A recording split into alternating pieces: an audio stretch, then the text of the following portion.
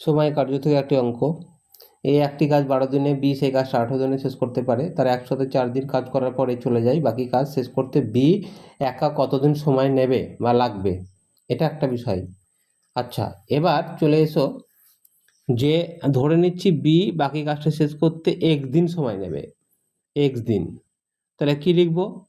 x লিখলাম উপরে, নিচে কত লিখবো? বি এর ক্ষেত্রে 18 দিন আসছে, তাহলে 18 লিখলাম, প্লাস এই 4 দিন ধরে তারা এ আর বি দুজনে কাজ করেছে, তাহলে 4 লিখলাম। এর মোট কাজ করতে 12 দিন, তাহলে 12 লিখলাম।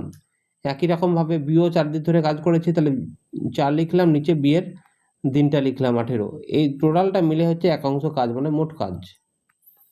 এটা হিসাব করে এক্স এর মানটা বের করবো আমরা, আর কিছুই না। দেখো, এটা কাটাকাটি করলে 1 এ 3 আসবে, এটা 2 এ 9 আসবে, সমান 1। তাহলে এক্স বাই 18 সমান কত পাচ্ছি আমরা?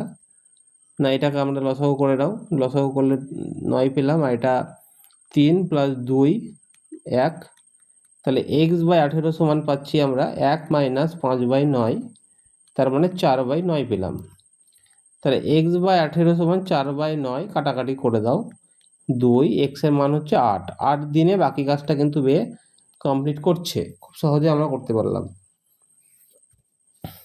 এবার অনুপাত সমানুপাত থেকে একটি প্রশ্ন। দুটি সংখ্যা অনুপাত 3:5, যদি প্রতিটি সংখ্যা থেকে 9 বিয়োগ করা হয় তবে নতুন অনুপাত হবে 12:23। ছোট সংখ্যাটি কত? ছোট সংখ্যাটি কত? আচ্ছা, এটা করা অনেক নিয়ম রয়েছে। ছোট সংখ্যাটাকে আমি যদি অপশান বি অপশানটাকে ধরি, 9 বিয়োগ করি, 9 বিয়োগ যদি করে দিই এখান থেকে, 9 বিয়োগ করলে কত দাঁড়াবে?